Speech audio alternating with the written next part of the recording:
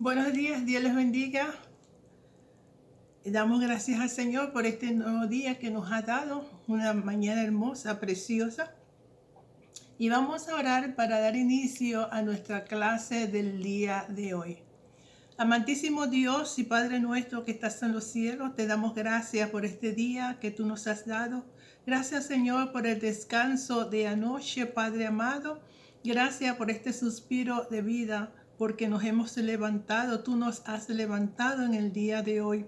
Señor, te agradecemos por la vida que nos has dado. Ahora te presentamos esta clase, bendito Dios, que seas tú que nos hable, que nos instruyas, que nos enseñes, Señor, y que todos salgamos edificados en esta mañana. Te lo pedimos en el nombre de Cristo y te damos las gracias. Amén. Saludo a todos los hermanos, bendito Dios, que Dios los bendiga, que se están conectando para nuestra clase dominical. En el día de hoy vamos a estar desarrollando el tema Dios envía a sus mensajeros. Dios envía a sus mensajeros. Y la verdad central dice, Dios envió a los profetas para llamar a su pueblo al arrepentimiento. Vamos a estar desarrollando dos palabras claves en esta clase. Y la primera palabra clave es mensajero y la segunda palabra es profeta. Cuando se le pregunta a usted qué es un mensajero, usted dirá simplemente uno que lleva mensaje, y tiene razón. Un mensajero es uno que lleva mensaje.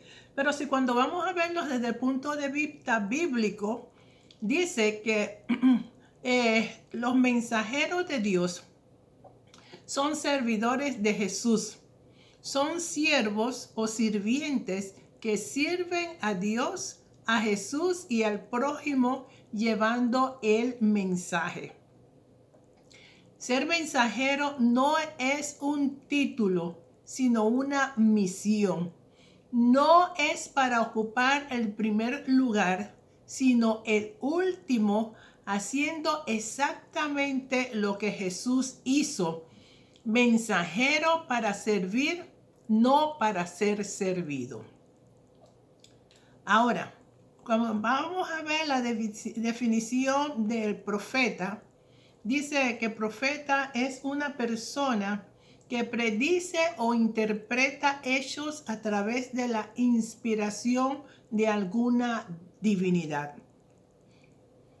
En estos tiempos que nosotros estamos viviendo, nos encontramos de que cuando vamos a las redes sociales, ya sea Google, Instagram, cualquiera centro de comunicación que usted quiera, que usted está usando, usted se va a encontrar que siempre aparecerá un profeta que dice que tiene un mensaje. Cada mensaje que usted escucha en las redes sociales, usted tiene que compararlo con las escrituras. Todo mensaje de cualquier profeta, compárelo con las escrituras. Porque un profeta predice o interpreta hechos a través de la inspiración divina. Y hay muchos que tienen inspiración, pero no es una inspiración divina o la inspiración de Dios, y están trayendo falsas profecías. Tiene usted que tener mucho en cuenta la definición de profeta y qué clase de profecía están trayendo. La palabra profeta se deriva del griego profetes, que significa mensajero o portador. Las predicciones hechas por los profetas son llamadas profecías. El versículo clave del día de hoy lo encontramos en el libro de Amós, capítulo 3, versículo 7, que dice: porque no hará nada Jehová el Señor sin que revele su secreto a su siervo los profetas. Es un versículo muy conocido, y yo sé que muchos no lo sabemos de memoria. Porque no hará nada Jehová el Señor sin que revele su secreto a sus siervos los profetas. Y vamos a estar desarrollando 3 temas. El primer tema o el primer punto es arrepentirse y regresar al pacto. Y el segundo es la falta de arrepentimiento es castigada. Y el tercer punto es esperanza para el futuro. Vamos a dar la introducción. Cuando hablamos de la introducción, nosotros debemos de entender que Israel adoptó la idolatría como una garantía de su propia seguridad. Es decir, ellos querían que sus cultivos crecieran. Por lo tanto, ellos mezclaron la adoración del Señor con la adoración al dios cananeo, a quien se le atribuía la venida de las lluvias. Ahora, vemos que con frecuencia los israelitas adoraban tanto a Dios como a los ídolos. Ellos integraban o mezclaban la adoración pagana en su adoración a Dios. Dios nos exige adoración que no esté dividida en partes, que no esté mezclada con artimañas culturales, enseñanzas populares, dogmas políticas, valores seculares o fuentes humanas de seguridad. Cuando nosotros vamos a adorar a Dios, tenemos que hacerlo de corazón. La adoración a Dios tiene que venir de lo profundo de tu ser. La adoración a Dios no puede ir mezclada con colores, con incienso, con velas, con dogma establecida por el hombre, porque Dios no acepta esa adoración. Esa adoración es una adoración dividida en partes. La adoración a Dios tiene que ser una adoración que venga de lo profundo de nuestro corazón. En los libros de los jueces, el pueblo de Dios se hizo culpable de toda clase de idolatría. Las escrituras nos dice en Jueces 2, versículos 18 y 19, y cuando Jehová les levantaba jueces, Jehová estaba con el juez y los libraba de manos de los enemigos todo el tiempo de aquel juez, porque Jehová era movido a misericordia por sus gemidos a causa de los que los oprimían y afligían. Mas acontecía que al morir el juez, ellos volvían atrás y se corrompían más que sus padres, siguiendo a dioses ajenos para servirles e inclinándose delante de ellos, y no se apartaban de sus obras ni de su obstinado camino. Ahora bien, su culto a los ídolos comenzó antes de los jueces, mientras estaban en el monte Sinaí. Cuando el pueblo vio que Moisés tardaba en bajar del monte, la gente se congregó alrededor de Aarón y le dijeron: haznos un Dios que vaya delante de nosotros. Entonces hizo un becerro de oro y le dijo: este es tu Dios Israel, que te ha sacado de la tierra de Egipto.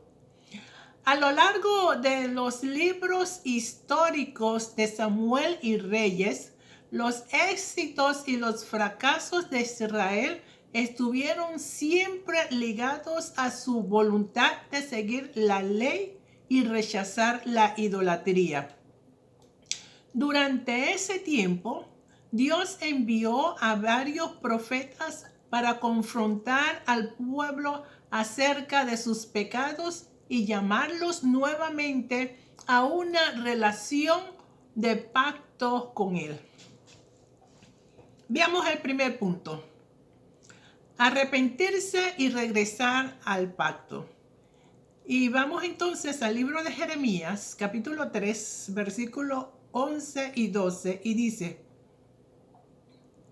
Y me dijo Jehová: ¿ha resultado justa la rebelde Israel en comparación con la desleal Judá? Ve y clama estas palabras hacia el norte y di: Vuélvete, oh rebelde Israel, dice Jehová. No haré caer mi ira sobre ti, porque misericordioso yo soy, dice Jehová. No guardaré para siempre el enojo. En el Antiguo Testamento y en el Nuevo Testamento, Dios utilizó el matrimonio para simbolizar la relación con su pueblo. El profeta Jeremías comparó a Judá con una esposa adúltera de la que se divorciaría por su infidelidad. La decisión de Dios de enviar a Jeremías al norte era para pronunciar un mensaje duro a Judá. Dios consideró a la Israel sin fe y exiliada como más justa que la infiel Judá. Y en el versículo 6 dice: Me dijo Jehová en días del rey Josías: ¿has visto lo que ha hecho la rebelde Israel? Ella se va sobre todo monte alto y debajo de todo árbol frondoso, y allí fornica. La expresión que dice este versículo, sobre todo monte alto y debajo de todo alto árbol frondoso, es una descripción que revela infidelidad. Ahora, el monte se refiere a los lugares altos utilizados en la adoración a Baal, mientras que el árbol probablemente apunta a la adoración a la diosa Acera, que era representada por postes o árboles que se consideraban sagrados. Estos versículos refuerzan la seriedad de la acusación de Jeremías. Judá no había aprendido su lección cuando Dios se divorció del reino del norte, o sea, de Israel, en el año 722 a.C., cuando ellos fueron tomados en cautiverio por los asirios. El pueblo de Dios observaba externamente los rituales que Dios le había dado, aun mientras adoraban a otros dioses. En esencia, ellos mantenían una apariencia externa de relación con Dios, aun cuando iban atrás de otros amantes. Cuando se habla de otros amantes, se refiere a otros dioses. Jeremías capítulo 3, versículo 10 dice: Con todo esto, su hermana, la rebelde Judá, no se volvió a mí de todo corazón, sino fingidamente, dice Jehová. Como cristianos, debemos evitar dividir nuestra lealtad entre Dios y este mundo caído. Gentilmente, Dios llama a su pueblo a arrepentirse. En el libro de Joel, capítulo 2, versículo 12 dice: Por eso, pues, ahora, dice Jehová, convertíos a mí con todo vuestro corazón, con ayuno y lloro y lamento.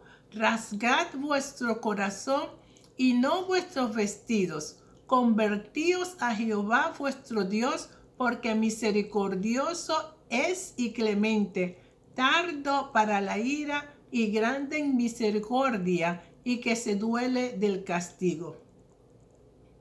Joel es conocido por la profecía del derramamiento del Espíritu Santo, a la que hizo referencia Pedro en su sermón del día de Pentecostés, cuando dijo: Mas esto es dicho por el profeta Joel, Y en los posteros días, dice Dios, derramaré de mi espíritu sobre toda carne, y vuestros hijos y vuestras hijas profetizarán, vuestros jóvenes verán visiones, y vuestros ancianos soñarán sueños. Y de cierto, sobre mis siervos y sobre mis siervas en aquellos días derramaré de mi espíritu y profetizarán. Y haré prodigios arriba en el cielo y señales abajo en la tierra, sangre y fuego y vapor de humo. El sol se convertirá en tinieblas y la luna en sangre antes que venga el día del Señor grande y manifiesto. Y todo aquel que invocara el nombre del Señor será salvo. El mismo profeta Joel, en el capítulo 2, hizo una súplica al pueblo de Dios a que se arrepintiesen de su pecado y volvieran a Dios el Señor. En este versículo proporciona una buena definición de lo que significa arrepentirse. Es mucho más que acciones externas. Incluye llorar por el pecado, lo que obliga a la persona a acercarse al Dios eterno y amoroso que perdona. En los tiempos bíblicos era costumbre de rasgarse la ropa cuando se expresaba un profundo dolor. Una persona penitente debe estar quebrantado. Este dolor lleva a abandonar el pecado. El arrepentimiento trae cambios en la manera en que vive una persona. Joel enfatizó que Dios no desea desatar su juicio sobre el ser humano.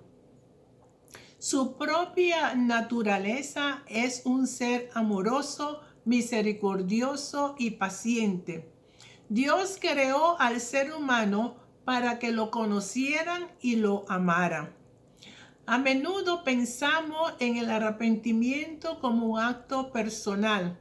Dios también desea que suceda dentro de una comunidad.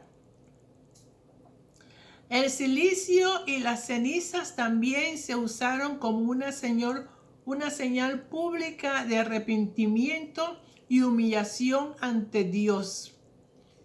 Cuando Jonás declaró al pueblo de Nínive que Dios iba a destruirlo por su maldad, todos, desde el rey hasta el menor de los ciudadanos, respondieron con arrepentimiento, ayuno, silicio y ceniza. También cubrieron de silicio a sus animales. Como todo Judá había fallado en obedecer al Señor, toda la nación necesitaba arrepentirse. Se convocó a una asamblea solemne y todos debían asistir. Los sacerdotes, como líderes espirituales, clamaron a Dios para que perdonara a su pueblo.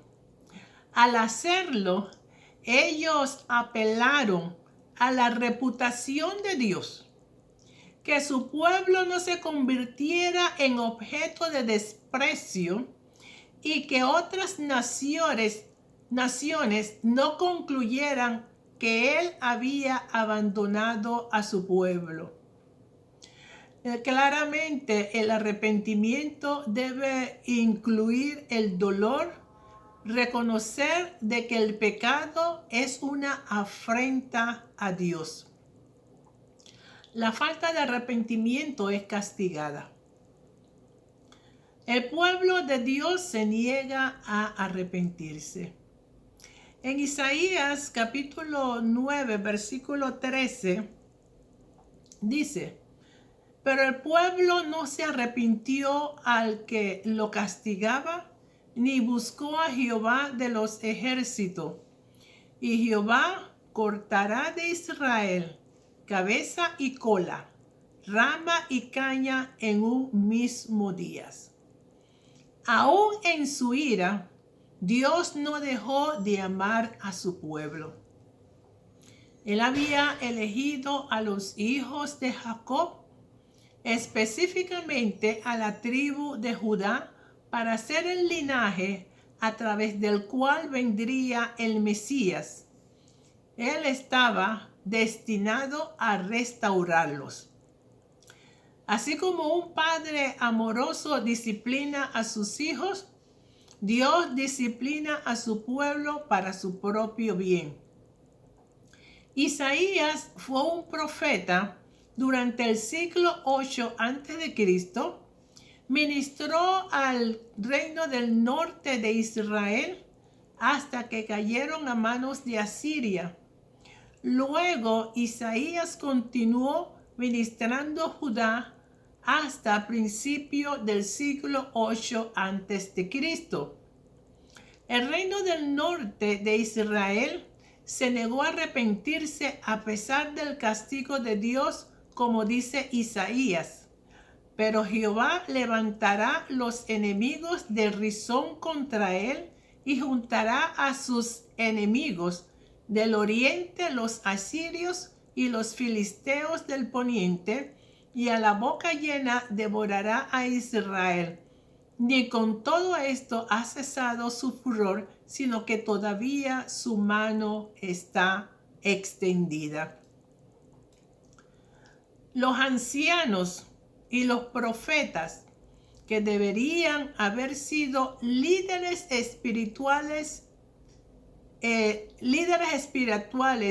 piadosos, estaban desvainando a la gente. Así que Dios responsabilizó a la nación por su obstinada rebelión, declarando que todos son falsos, malignos, y toda boca habla despropósitos. En el versículo 17 dice: por tanto, el Señor no tomará contentamiento en sus jóvenes, ni de sus huérfanos y viuda tendrá misericordia, porque todos son falsos y malignos, y toda boca despropósito. Ni con todo esto ha cesado su furor, sino que todavía su mano está extendida. Una cosa que vemos aquí, que como dice el texto áureo de la lección, cuando nos dice a nosotros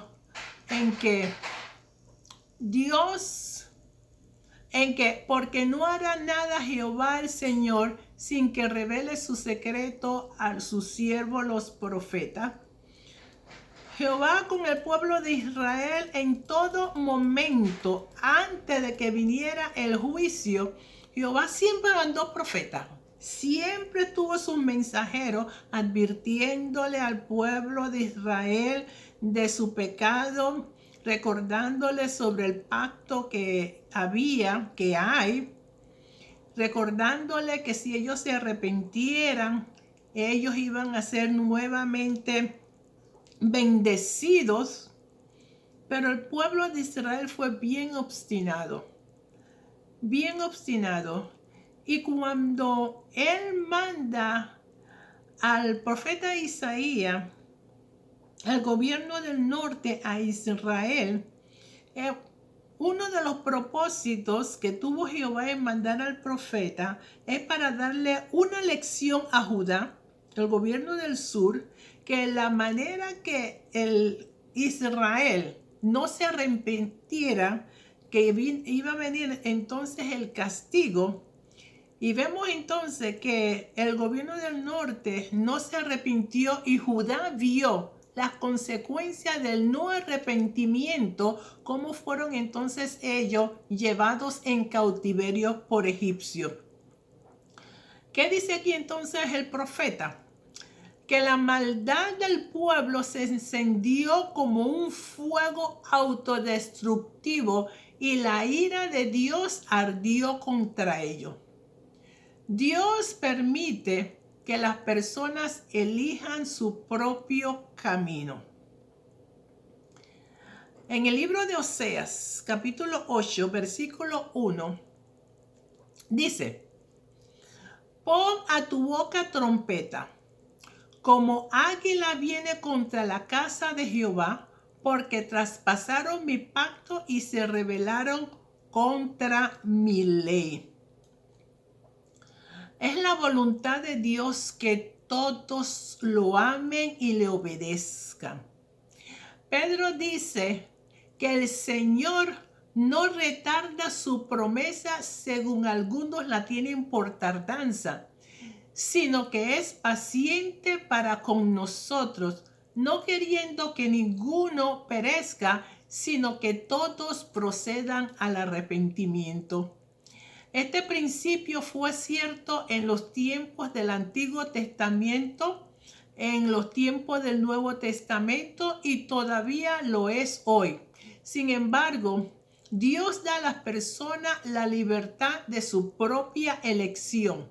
Lamentablemente, durante muchos años, tanto Israel como Judá tomaron decisiones equivocadas.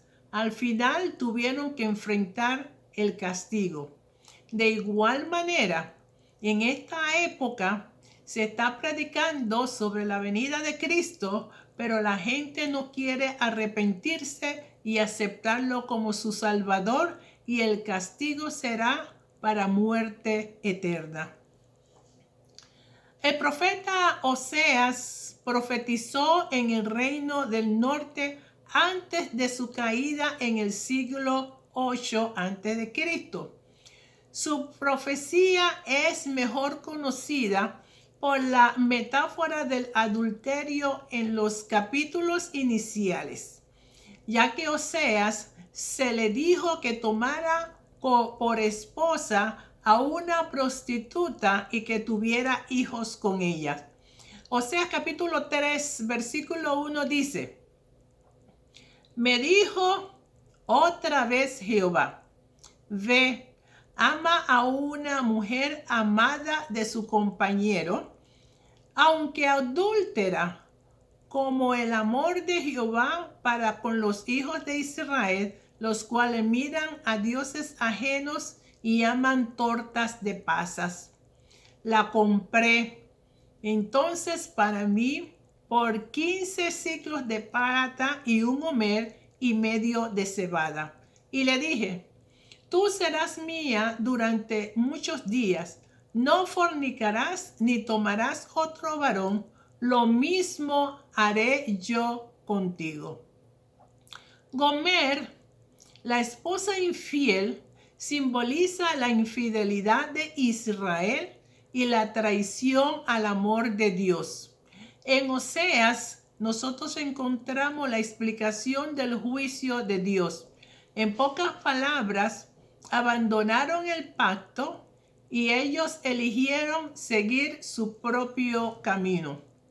Otro de los errores lo mencionan los versículos 4 al versículo 6, como ellos nombraron reyes no elegidos por Dios. Cabe destacar que también fabricaron ídolos de oro y plata. Oseas también aludió a los becerros de oro que el rey Jeroboam levantó en Dan y Betel. La idolatría esencialmente llenó toda la nación. Por su pecado sembraron viento y torbellino cegaron.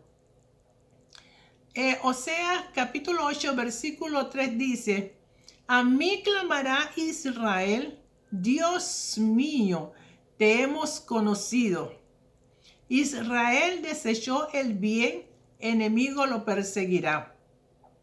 Ellos establecieron reyes, pero no escogidos por mí. Constituyeron un príncipe, mas yo no lo supe. De su plata y de su oro hicieron para sí, para ser ellos mismos destruidos. ¿Qué vemos? Sus cosechas fueron devastadas y luego ellos llevados al exilio a Siria, porque no abandonaron la adoración a otros dioses. El pueblo de Dios Entonces y ahora debe reconocer que la rebelión obstinada y rebelde contra Dios finalmente traerá consecuencias terribles y trágicas. Esperanza para el futuro. La promesa del Mesías. En Isaías capítulo 11, versículo 1 dice: saldrá una vara del tronco de Isaí y un vástago retoñará de sus raíces, y reposará sobre él el espíritu de Jehová, espíritu de sabiduría y de inteligencia, espíritu de consejo y de poder, espíritu de conocimiento y de temor de Jehová. A pesar de su desobediencia y el posterior exilio de Israel y Judá, Dios no olvidó su promesa de un Mesías. Desde su sentencia a la serpiente en Génesis capítulo 3, versículo 15, hasta la promesa a Abraham, Isaac y Jacob, la única esperanza para Israel entonces y para la gente de hoy es Jesús. A pesar de la aparente desesperanza que vendría durante el exilio, Dios envió profetas para anunciar también mensaje de esperanza para el futuro. A menudo se cree que las profecías de Isaías capítulo 11 del 1 al 11, que trata del reino justo del Mesías, se dio alrededor de la época del rey Acaz de Judá. Fueron años tumultuosos en Judá, ya que Acaz fue un rey excepcionalmente malvado. La metáfora de un árbol describe una vara o vástago que brota del tronco de Isaí. Durante el ministerio de Isaías, la monarquía davídica parecía estar en peligro. El pueblo de Dios practicaba el pecado de una manera desenfrenada y los enemigos eran una constante amenaza. Sin embargo, los de Judá, que luego fueron al exilio, ciertamente lucharon aún más, tratando de entender la realidad que vivieron a la luz de la promesa. En 2 de Samuel 7:16 dice: y será afirmada tu casa y tu reino para siempre, delante de tu rostro y de tu trono será estable eternamente. Esa es la promesa a la cual ellos se habían aferrado, pero esa promesa también era condicional. El pueblo de Israel no podía estar adorando a otros dioses esperando recibir bendiciones de parte de Jehová. Y se suponía que la línea de David continuaría para siempre. Sin embargo, el linaje de David había sido cortado y no había rey. La profecía de Isaías ofrece esperanza. Dice: retornará y cobrará vida una vez más. Este gobernante del linaje de David anunciaría el Espíritu del Señor, por quien él gobernará con entendimiento, consejo sabio y conocimiento. Se deleitará en el temor del Señor, lo que da testimonio de un verdadero conocimiento de Dios. Su reino, ejemplo de una paz en la que los en que los depredadores mortales vivirán en total armonía con los seres humanos. Será una tierra llena del conocimiento de Jehová, y esta dará como resultado que los pueblos busquen a la raíz de Isaí. Aunque Isaías vivió antes que muchos de los profetas, el plan de redención de Dios a través del Mesías ya comenzaba a desplegarse. Jesús, el linaje de David, sería el cumplimiento de esa y muchas otras profecías mesiánicas anunciadas por los profetas a lo largo de centenares de años.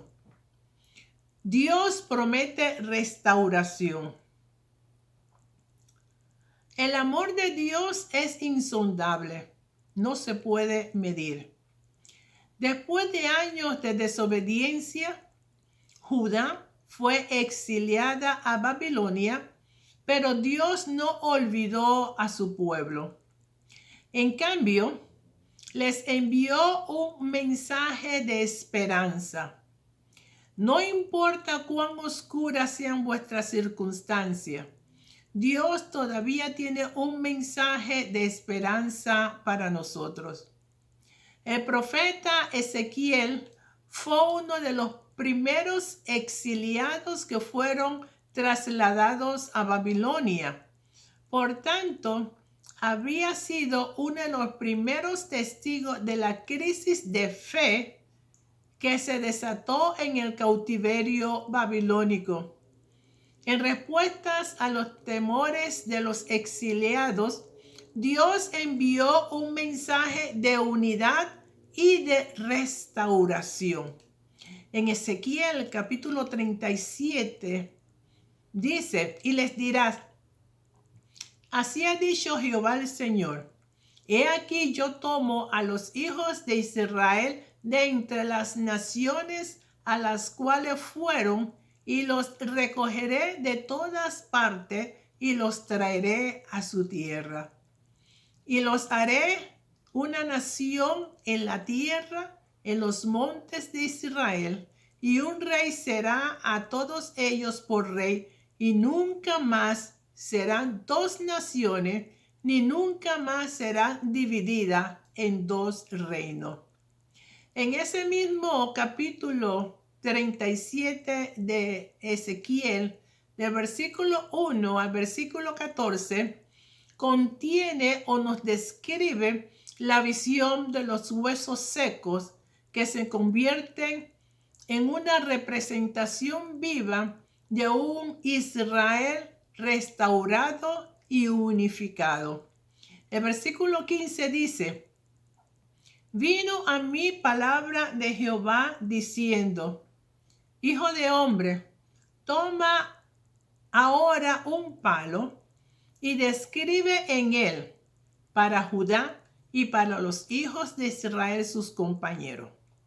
Toma después otro palo y escribe en él para José, palo de Efraín, y para toda la casa de Israel sus compañeros. Júntalos luego el uno con el otro para que sea uno solo, y serán uno solo en tu mano. Y cuando te pregunten los hijos de tu pueblo diciendo, ¿no nos enseñarás qué te propones con esto? Diles, así ha dicho Jehová el Señor. He aquí yo tomo el palo de José que está en la mano de Efraín y a las tribus de Israel y sus compañeros, y los pondré con el palo de Judá y los haré un solo palo y serán uno en mi mano.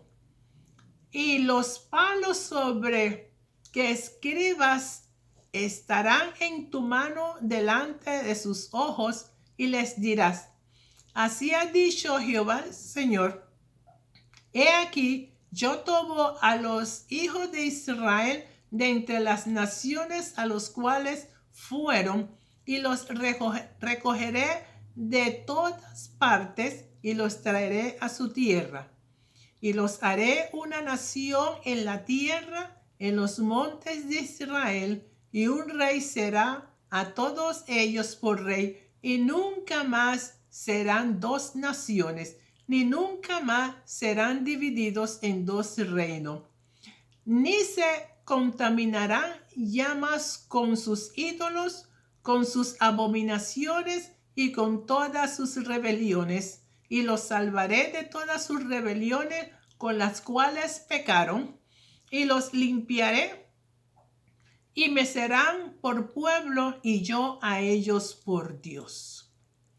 Estos dos gobiernos se unirán en presencia del pueblo para mostrar una vez más había una sola nación unificada por Dios.